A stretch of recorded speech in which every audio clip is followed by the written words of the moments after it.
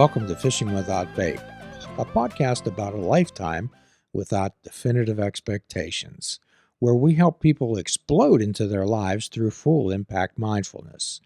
The only admission fee is the honesty, open-mindedness, and willingness to try. If you're interested in participating in your life, grab a paddle, jump in the canoe, and let the adventure begin. Hello, everyone. My name is Jim Ellermeyer. I'm a behavioral health therapist, and today, as always, I'm pleased to be joined by my good friend, co-host, and producer of this program, Mr. Mike. Good to be back here. I know I've not been on the mic after a couple, weeks of some fantastic guests that we've had here. Indeed. Santina Grace, one of our absolute all-time favorite Absolutely. persons on Earth or in any other realm. So, Mike, as we're approaching the holiday season here, and it seems to be you have to have some type of a descriptor for it, whatever company you're in, whether it's holiday, Merry Christmas, or these type of things, rather than just participating in life. So what we're going to talk about tonight is the expectations. What are the expectations most people have of Christmas? I got to get together with my families. I got to get presents. I do this. We got to get the kids. We got to go to church. We got to do this. We got to go to this mass and then this mass, and then hit all the in-laws and the grandparents and everything, and this and this and this and this. What am I going to buy, John? Can anyone tell me what John is going to buy me so I can match or exceed the gift? Yes, that I'm going to receive. Well, and causes much stress, anxiety, worry, and concern. Yeah, it's a day. And for some mistaken reason, people believe that December the 25th was the day that Jesus Christ was born on. So there's some people out there that believe that the prophets die on the day they were conceived. Okay? So the date of the crucifixion is thought to be somewhere around April 6th. You take a 9-month gestation period from there, and you end up with December 25th. So, however, Emperor Constantine was the one who made Christianity the official religion of the Roman Empire in about 325 AD, and actually they incorporated December 25th, as December the 25th had particular significance in pagan holidays because it was the celebration of Mithra, which was the Roman sun god. And so for some reason it became December the 25th. And, before that happened, the birth of Jesus was not celebrated. It wasn't.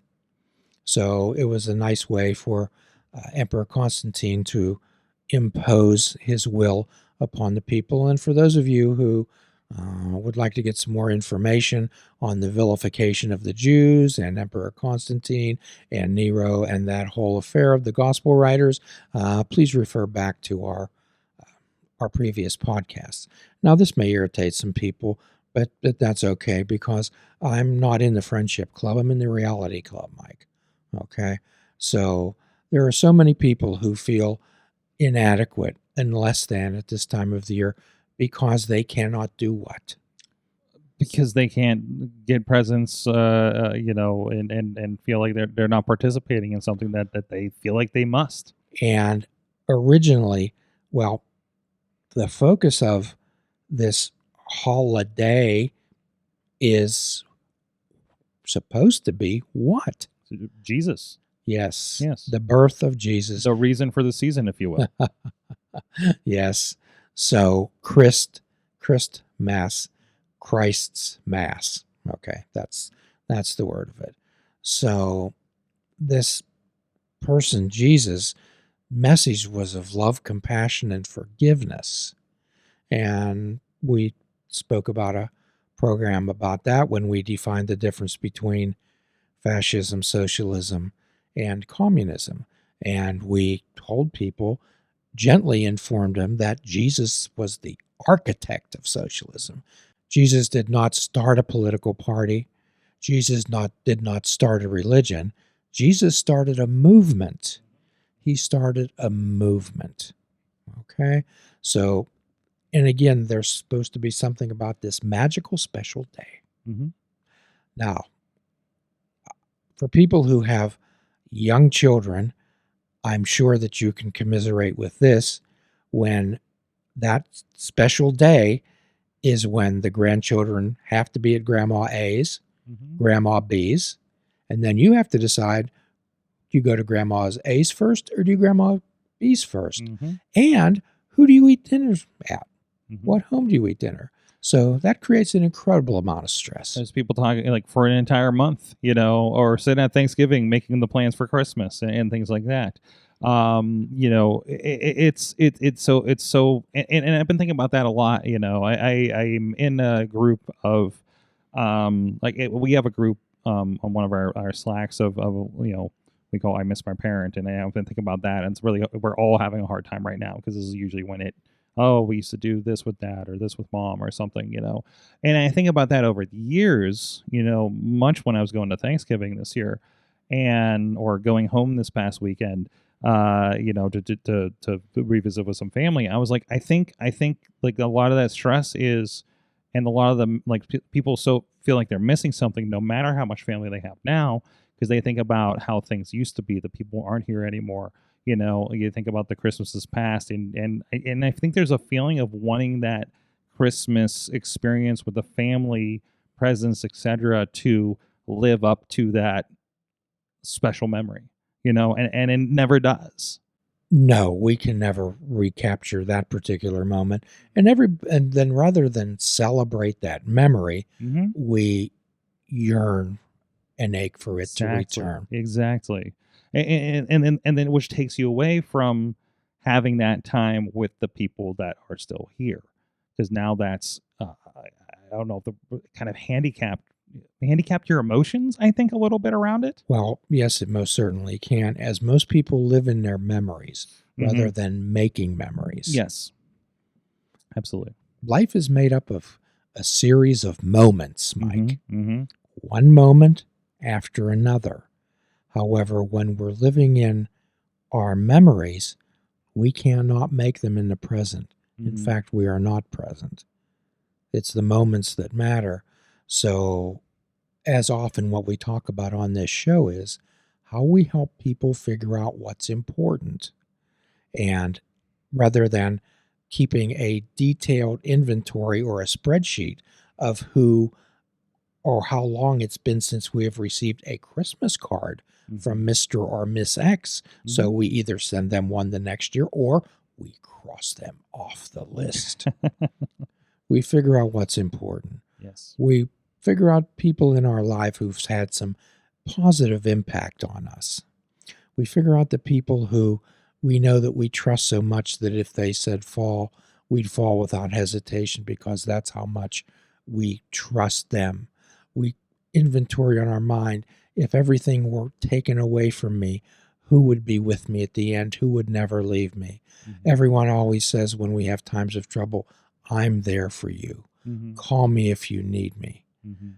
Or, however, the real people don't say the words, they show up. Right. That's what they do. So this is the time of year to inventory those list of people who show up in your lives, and you show up in those.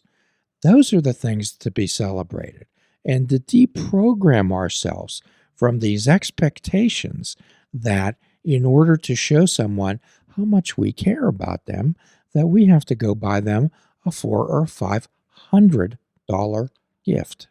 I've never listen, like, other than your significant other, and it's something you really need, or something that's completely life improving.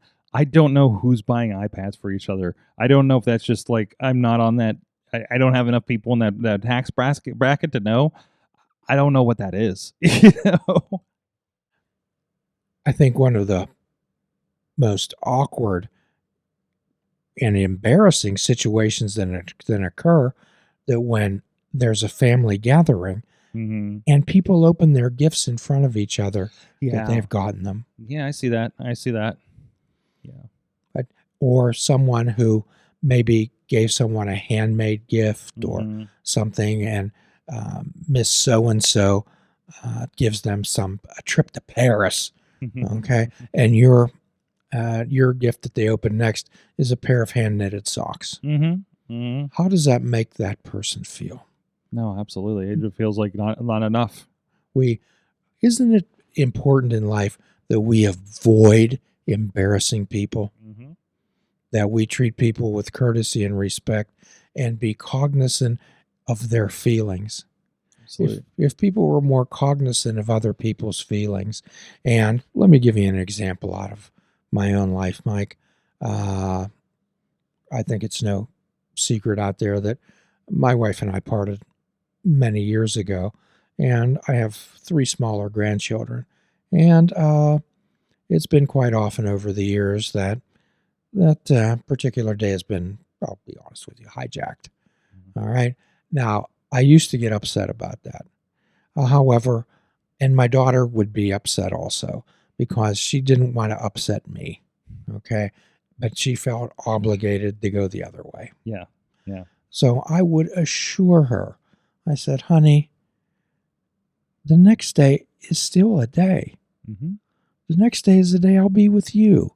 And that's what makes that day special. Right. Not December the 25th. On December the 25th, I won't be with you. On December the 26th is incredibly meaningful because that's the day I'll be with you. And what's the greatest gift? What's the greatest asset that we always talk about in our possession, Mike? Our time. Absolutely. What is the most important thing that I could ask for from my children? Just time. Yes. Their time. Their time. That's the most important gift you can give to anyone. Mm-hmm. So, Mike, our suggestion from Fishing Without Bait is to give the most valuable gift that you can give to the important people, the significant members of your life, and that's your time. Choose to do so, my friends. And thank you, and Merry Christmas, Happy Kwanzaa, Happy Holidays, and please be good to yourself. And as always, at the end of every program, this is your gift this year. This is your free prescription. Fruits, nuts, and vegetables. Unplug your television and take up fishing. And for a truly mindful experience, we suggest that you fish without bait. Do a kindness for another and a kindness for yourself. Forgive yourself and forgive another. If we are not all of God's children, none of us are. Namaste, my friends.